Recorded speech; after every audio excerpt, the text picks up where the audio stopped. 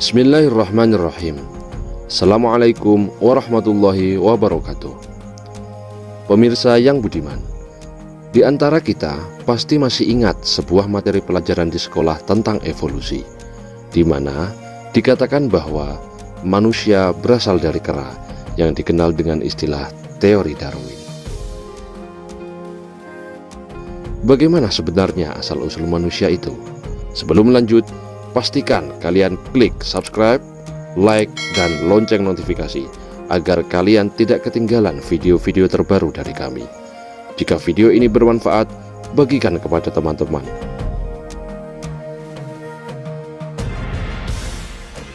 Di dalam kitab-kitab Wahyu, dikisahkan bagaimana proses penciptaan sosok manusia pertama yang nantinya akan menjadi nenek moyang semua ras manusia yang ada di muka bumi. Berbeda dengan teori evolusi Darwin yang ngawur yang menyebutkan bahwa manusia berasal dari kera. Kitab-kitab agama samawi termasuk Al-Quran menjelaskan bahwa manusia pertama kali diciptakan oleh Allah langsung dalam bentuk manusia yang sempurna, dan bapak manusia tersebut tak lain adalah Adam.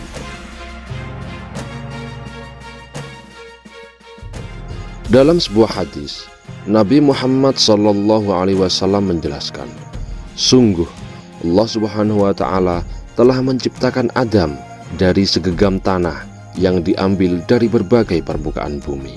Lalu Adam berketurunan sesuai asal bumi tersebut. Di antaranya ada yang berkulit merah, hitam, putih, atau antara keduanya. Ada yang bersifat keras, halus, atau di antara keduanya.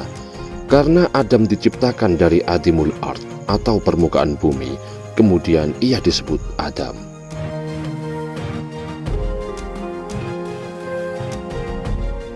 Diriwayatkan, setelah pembentukan tubuh Adam selesai, Allah membiarkannya selama 40 hari. Di riwayat lain menyebutkan bahwa Allah membiarkannya selama 40 tahun, baru kemudian Adam diberi ruh. Nabi Adam alaihissalam diilustrasikan sebagai tokoh protagonis yang diberikan banyak keistimewaan melebihi makhluk-makhluk lain termasuk malaikat. Setelah Nabi Adam diberikan ruh oleh Allah, para malaikat dititahkan untuk menjatuhkan diri guna memberi hormat kepada Adam. Serentak semua malaikat pun memberikan penghormatan kepadanya, terkecuali iblis. Melihat Nabi Adam diberi keistimewaan yang begitu besar, iblis merasa iri dan enggan untuk bersujud kepadanya. Ia merasa lebih tinggi dan lebih terhormat.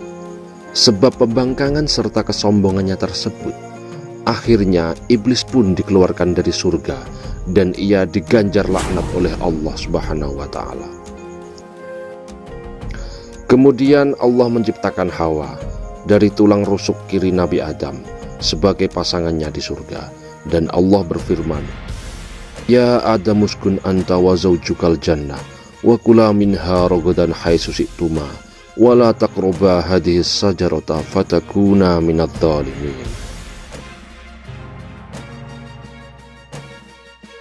Di sisi lain, iblis yang telah diusir dari surga berusaha untuk menjerumuskan Nabi Adam serta Hawa agar mereka juga dikeluarkan dari surga. Di satu riwayat diceritakan bahwa iblis menyusup ke surga dengan cara memasuki tubuh seekor ular. Kemudian ia menemui keduanya. Iblis berkata kepada mereka, sebenarnya Tuhan kalian mencegah kalian dari pohon ini agar kalian sekali-kali tidak menjadi malaikat atau orang yang kekal di surga.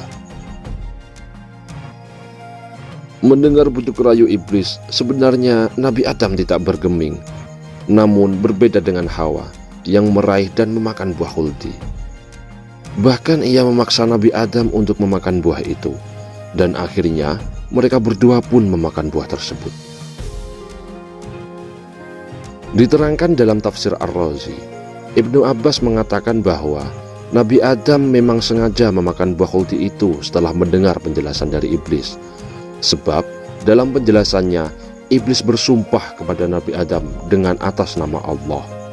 Dan mendengar sebuah sumpah yang mengatasnamakan Allah, Nabi Adam pun mengiyakan apa yang dikatakan oleh iblis.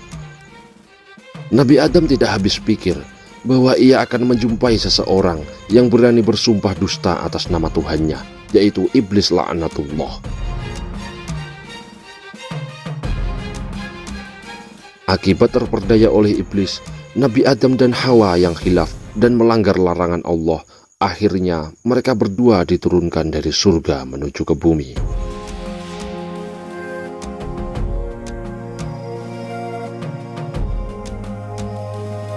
Melalui pintu taubat, Nabi Adam diturunkan ke lembah Sirnadib, India, dan Hawa diturunkan melalui pintu rahmat ke Jeddah, Mekah. Sedangkan iblis, ia diusir lewat pintu laknat ke Ailah, dan ular dibuang lewat pintu murka ke Asfihan. Merujuk keterangan yang tercantum di atlas sejarah para nabi dan rasul, periode Nabi Adam berada di antara tahun 5872 sampai 4942 sebelum Masehi, dan berdasarkan catatan sejarah Taurat versi Greka Yunani atau Septuaginta, perkiraan periode penurunan Adam kurang lebih pada tahun 5591 sebelum Masehi. Keduanya diturunkan di tempat yang berbeda. Nabi Adam dan Hawa pun terpisah. Setelah saling mencari satu sama lain, akhirnya Allah mempertemukan mereka berdua di padang Arafah pada hari Arafah. Setelah dipertemukan, Nabi Adam dan Hawa berketurunan. Di antara keturunan mereka adalah Qabil, Habil, Iklima, dan Labuda. Nabi Adam mempunyai seorang putra yang bernama Syeth, yang kemudian diangkat oleh Allah Subhanahu wa Ta'ala menjadi seorang rasul dan mendapat mandat atas kepemimpinan bangsa manusia, menggantikan Nabi Adam alaihissalam.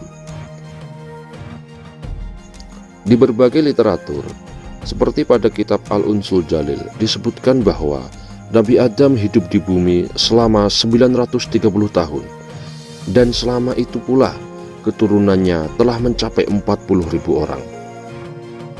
Setelah wafat, Nabi Adam dimakamkan di Mughara, yang berada di antara Masjid Ibrahim dan Al-Quds. Selain itu, ada juga yang menyebut bahwa Nabi Adam dikebumikan di Gua Abi Qubais, Makkah.